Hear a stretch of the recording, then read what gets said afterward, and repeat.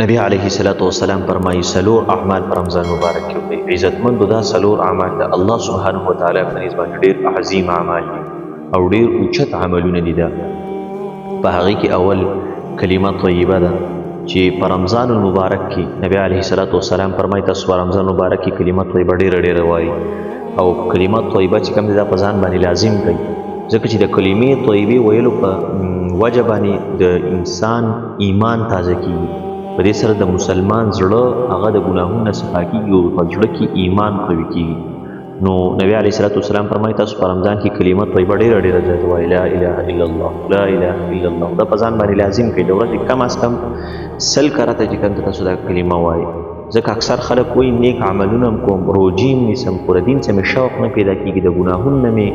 کنټرول نه راځي او د دین سره مې شوق نه پیدا کېږي، روژې هم نیسم خو څه بدلون نه راځي. نو کلمه طیبه ډېره زیاته وایي. تاسو چې کله کلمه طیبه ډېره زیاته وایي نو په دې سره به تاسو الله سبحانه وتعالی ته یو نږدې، بل به ستاسو ایمان قوي. موسی علیه السلام الله سبحانه وتعالی ته ویل ای ربه ما ته یو داسې کلمه راوښیه چې زه پې تا ډېر یادوم او زه پې تا ته در نږدې یم. نو الله سبحانه وتعالی ورته ویل ای موسی کلمه طیبه لا اله الا الله وایه. نو الله سبحانه موسی علیه السلام ورته ویل ای ربه کلمه خو هر یو مسلمان وایي،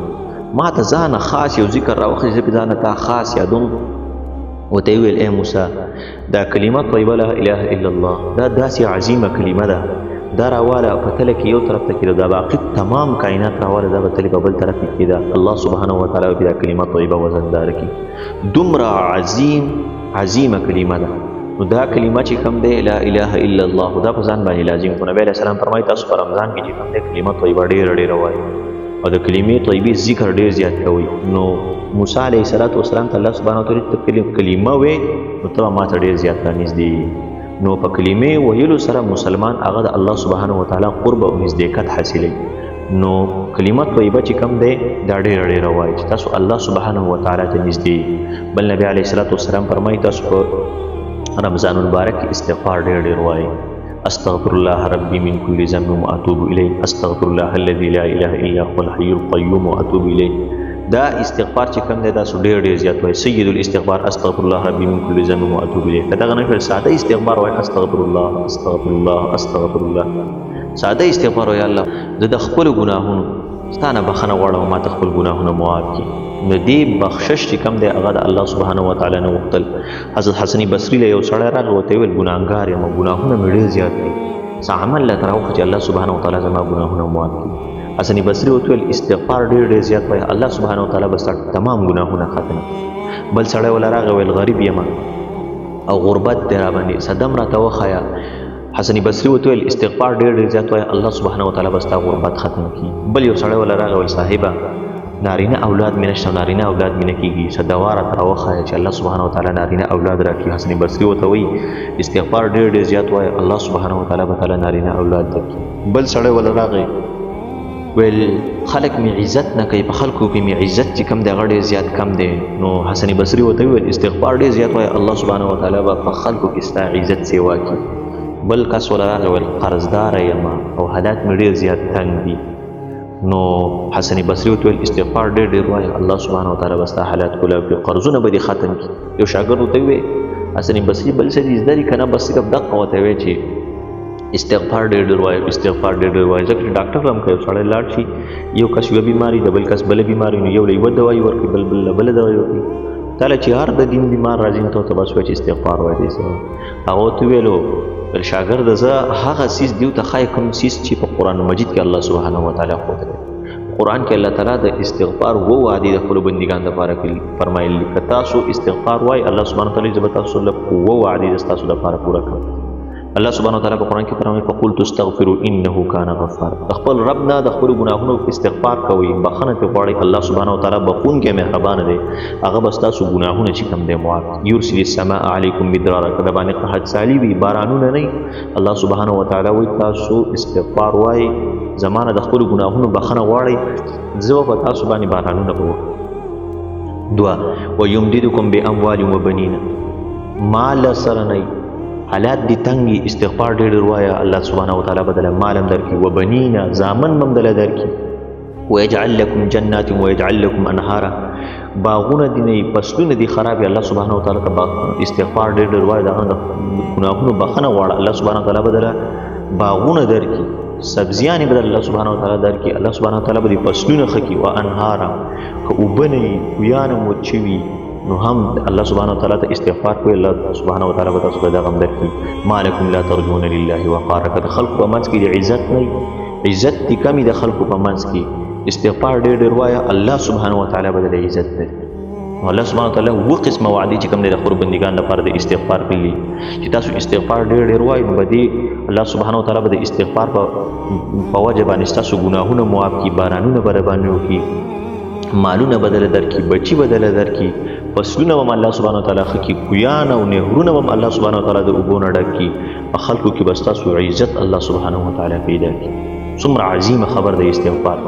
او د استغفار چې کوم دی د الله سبحانه وتعالى قهر او غضب چې کوم دی هغه هم په استغفار باندې ختميږي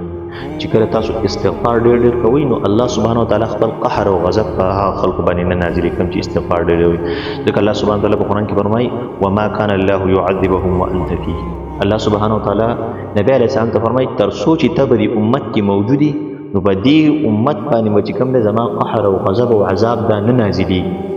چې تک ستا وجود تر څو به دیو کې موجود وي په دیو باندې به عذاب نه رانازلېږي او دویم وهم یستغفرون او دیو بخشش غواړي د خپل ګناهونو استغفار کوي نو هم به دیو باندې عذاب او زما قهر او غضب نه نازلېږي نو استغفار چې کوم دی دا ډېر زیات وایي د الله سبحانه وتعالى د خپل ګناهونو بخشش وغوښتل واقع چې مسلمان کمزور دی دغه ګناهونه کیږي خو په دې ګناهونو باندې دوام نه پکار د رمضان د عظیمه میاشت شغله چې په دې میاشت کې موږ الله سبحانه وتعالى ته ډېر استغفار وکړو خپل ګناهونه چې کوم دی هغه الله سبحانه وتعالى ته پیش کړو چې موږ واقعي ګناهګار وو رمضان راغلی دی رمضان مبارک کې د الله سبحانه وتعالى رحم چې کوم دی هغه ډېر زیات په خپلو بندګانو باندې خصوصا د روژه ماتي په وخت کې د پښمنۍ په ټیم کې چې کله تهجد کې هغه ټیم کې الله سبحانه وتعالى ته الله ډېر ګناهګار او مستقل استغفار غواړي په دې سره الله سبحانه وتعالى ستاسو ګناهونه اما کی ستاسو حالات او زندگی به الله سبحانه وتعالى هم نبی علیہ الصلوۃ والسلام په حدیث کې دریم نمبر فرمایي چې د جنت د وړ ډېر زیات غواړي د خپل رب نه جنت ډېر زیات غواړي چې الله سبحانه وتعالى نن په دې رمضان کې څنګه د جنت دروازې کولاوي دغه سي د قیامت پر ورځ موږ ته کولاوي دغه سي د قیامت پر ورځ زمونږ د جنتونو نصیب کړي او دغه سي د قیامت پر ورځ باندې موږ باندې خپل رحم او کرم دروازې را کولاوي لکه نن چې څنګه به رمضان کې را کولاوي او د جهنم نه د همیشه د پاره چې کوم د زمونږ بچاو نصیب کړو د هغې نه موږ نجات وکړي لکه څنګه چې نن په دې رمضان کې د جهنم دروازې چې کوم دی هغه څنګه بندې دي دقسې د قیامت پر ورځ زمونږ نه هم د جهنم د دروازې بندې کړي او موږ ترې لرې وساتي نو دا جنت دپاره دعا او د جهنم نه نجات دا ډېر زیات غواړي نبي علیه الصلاة والسلام نبي علیه السلام وایي اللهم انی اسألک رضاک والجنه ای الله زه ستانه ستا رضا او جنت غواړم دا چې ته زما نه راضي شې او ما له جنت راکړې ستانه دا غواړم او اعوذ بک من سخطک والنار او ستا د قهر او د غضب نه پناه غواړم او د جهنم د اور نه پناه غواړم نبي علیه الصلاة والسلام به دا دعا ویله اللهم انی اسألک رضاک والجنه واعوذ بک من سخطک والنار ستا رضا او جنت غواړم او ستا د قهر او غضب نه او ستا د جهنم نه امان غواړم نو په دې رمضان کې چې کوم دی د دې عملونو باندې ښه توجه ورکړو چې الله سبحانه وتعالی زموږ نه راضي شو په دې کې ښه عمل خپلو سلفو ته د دین مشرانو ته وګورو چې هغوی هغه خپل د رمضان مبارک څنګه زندګي تېره کړله هغوی رمضان مبارک په څه ترتیب باندې تېر کړله شیخ الهند رحمت الله علیه مبارک راځي شیخ الهند رحمت الله علیه زموږ د دین په مشرانو کې یو لوی عالم تېر شوی د دیوبند د مدرسې اولنی شاګرد اولنی طالب چې کوم دی هغه شیخ الهند رحمت الله علیه شیخ الهند رحمت الله علیه چې رمضان به راغی زه لپاره به یو حافظ ونیو چې ما ته به د شپې قرآن تراوو کې وي ویل چې بیګانه به ودرېد نو په پېشمني باندې به یې بس ټوله شپه به د الله سبحانه وتعالی په عبادت کې مصروف تېروله ټوله شپه نو چې څه لږ عبادت یې وکړو نو رنګ یې زیړ شو نو د کور خلک پرې پوه شو نو شیخ الهند ته یې وویل دا آرام لږ کوه چې دا صحت دې لږ ښه شیخ الهند ورته وویلو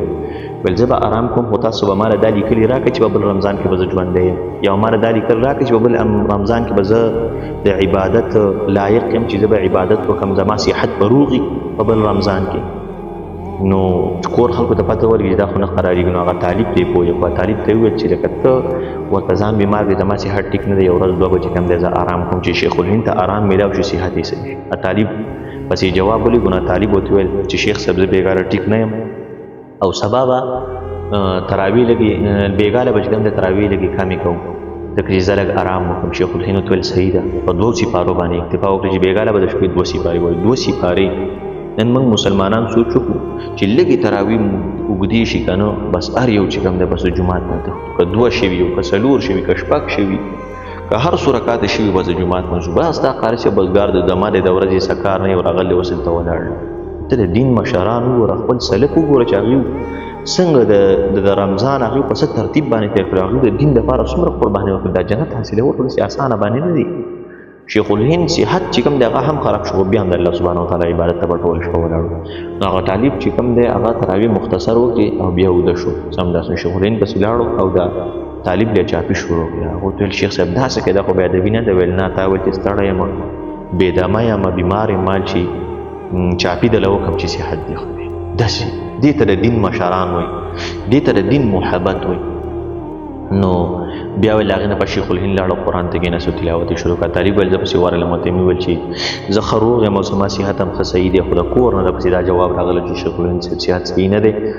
او دې ویلې چې کوم دی دمه ورکوو چې تاسو دمه نه کړو راځئ زه به لمونځ کوم او سبق به پکې وایم او تاسو راپسې ودرېږو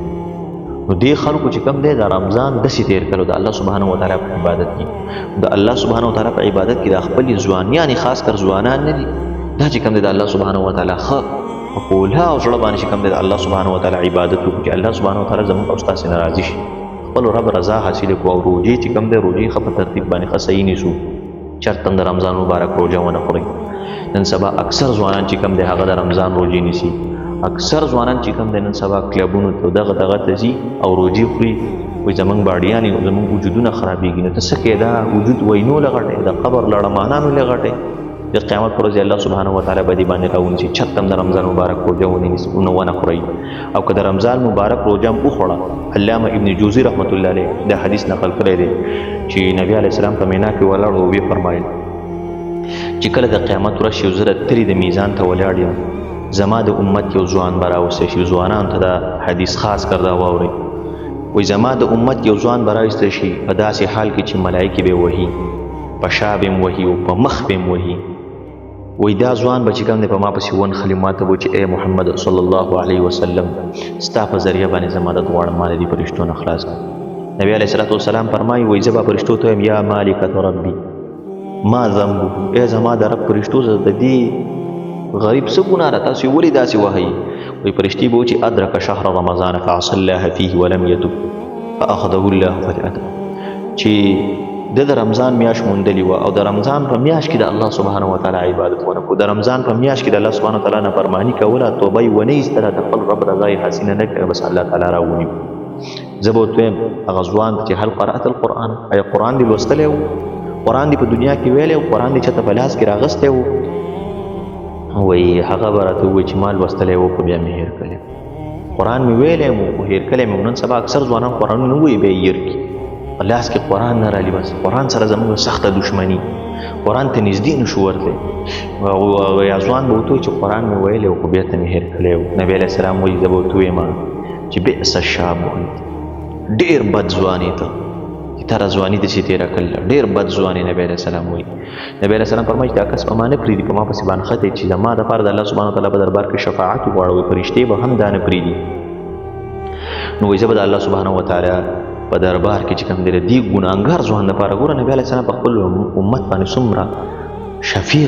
شفیق او رحم کوونکی دی ګوره نبي علیه الصلاة والسلام وایي زه به د الله سبحانه وتعالی مخې له ورشم ورته وایم چې الهي شاب من امتي ای الله زما د امت یو ځوان دی دومره رحیم د زړه نه نرم انسان نبي علیه السلام وایي ته به چې الهي شاب من امتي کریم ربه زما د امت یو ځوان دی ته یې بخشش وکړي دا ګناهونه یې معاف کړي او جنت ته یې بوځي الله سبحانه وتعالی به ورته څه ووایي وان له خصما قویا یا احمد چې ای احمده صلی الله علیه وسلم د ده سره چې کوم جګړه کوونکی دی که نه هغه ډېر زیات قوي دی دې خبرې ته وواقع دی هغه ډېر زیات قوي دی هغه جګړه کوونکی وایي زه به ورته وایم چې ومن خصمه یا ربي حتی ارضي د د دغه جګړه کوونکی څوک دی تر دې چې زه هغه راضي کړم چې د ده بخشش وکړي او دی جنت ته داخل شي.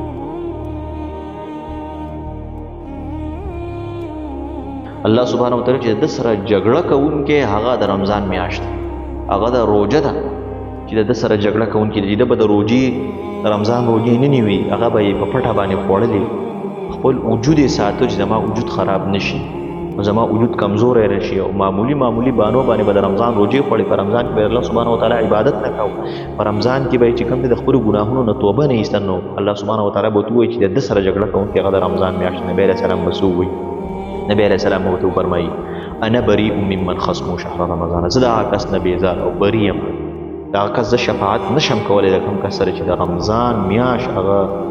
جګړه کوونکی وي ځکه څوک چې د رمضان نبی علیه السلام فرمایي بیا چې چا چې د رمضان عزت ونه پېژندل د رمضان مبارک عزت یې ونه پېژندل د هغه به څوک سپاره شو د رمضان عزت تا ونه پېژندل په تا باندې رمضان راغی ته د الله سبحانه وتعالی دومره عبادت هم ونه کړو چې تا خپل رب راضي کړی نو الله تعالی به نو چې نبی علیه الصلاة والسلام دا ووایي چې انا بریء منک زه د هغه کس نه بس بېزاره یم چا چې د رمضان عزت ونه کړو چا چې د رمضان روژې ونه نیوي چا چې په رمضان کې د خپل ګناهونو توبه الله سبحانه وتعالی ته ونه ایسته چا چې په رمضان کې خپل رب راضي نه کړو زه د هغه کس نه بېزاره یم د الله سبحانه وتعالی اعلان هم واوره چې نبي علیه الصلاة والسلام دا نه بېزاري اختیار کړي چې ستا په حق کې نور نه یم نو الله سبحانه وتعالی به څه وایي الله تعالی به وفرمایي وانا بریء ممن انت بریء منه ای محمد صلی الله علیه وسلم زم د هغه چا نه بری یم ته چې د چا نه بری تا چې د چا نه براءت وکړو د چا شفاعت دې نه کاو او د هغه نه په قلاره شوې الله سبحانه وتعالی چې زم د هغه نه په قلاره یم زم د هغه شفاعت نه کوم د هغې نه پس به وایي دا ځوان ناواغسې د جهنم ورته به واچوي دومره عظیم چې د قیامت په ورځ موږ ځوانان د الله سبحانه وتعالی په دربار کې به داسې حال کې پېښ شو چې موږ روژې خوړلي موږ د الله سبحانه وتعالی عبادت په رمضان کې نه کړی موږ خپل رب راضي کړی نه نو زموږ به د قیامت په ورځ باندې بیا څه حشر وي د رمضان مبارک د عظیمه میاشت راغله په دې کې د الله سبحانه وتعالی ښه عبادت وکړو نفس نه دی نن سبا په رمضان مبارک کې خو زموږ نه الله سبحانه وتعالی شیطانان نه قوت هغه څه چې ما ته وسوسې در واچوي نو په خپل نفس خو دومره کنټرول پیدا کړو چې فرض مونځ دې وکړو نفس ته ویل چې وزره جومات نه د نفس مه منه راپاڅه 2 رکعاته پسې نور وکړه د 2 رکعاته کوم بس بیا به ځم 2 رکعاته نفل نور وکوي الله سبحانه وتعالی پې د فرض اجر وکړي چې 2 دې وکړي 2 پسې نه ورکوم چې 2 دې نه ورکړي 2 پسې نه ورکوم دې نفس چې کوم دی ښه دغه ورکړه چې دا نفس تا په کنټرول کې شي چې دغه دې وکړه هغې نه پس به ته بیا نفس سوچ اوس کوزه هغې نه پس لاړ شه قرآن مجید راوله د الله سبحانه وتعالی تلاوت خو ډېر زیات وکړه چې دا نفس تا په کنټرول کې چې دا خپل نفس نه دی دا چې ما تا په کنټرول کې وکړه بس بیا به زما ورسره چې کوم د دنیا هم ښایسته او آخرت به هم ښایسته د رمضان د عظیمه میاشت راغله په دې کې د الله سبحانه وتعالی ښه ډېر عبادت وکړو د خپل رب پکې ښه راضي کړو هغه اعمال وکړو چې الله سبحانه وتعالی پې زموږ او ستاسو نه راضي کېږي د عذابونو نه چې پکې کوم دی امان وغواړو د الله سبحانه وتعالی د جهنمونو نه د اور نه هغې نه پکې امان وغواړو د جنت لپاره پکې ډېرې دعاګانې وغواړو استغفار د خپلو ګناهونو نه او کلمات به یې به پکې چې کوم دی ډېره زیاته ووایو الله سبحانه وتعالی دې موږ تاسو ته په دې خبرو باندې عمل کولو توفیق راکړي وصلی الله تعالی علی خیر خلقه محمد وآله وصحبه اجمعین برحمته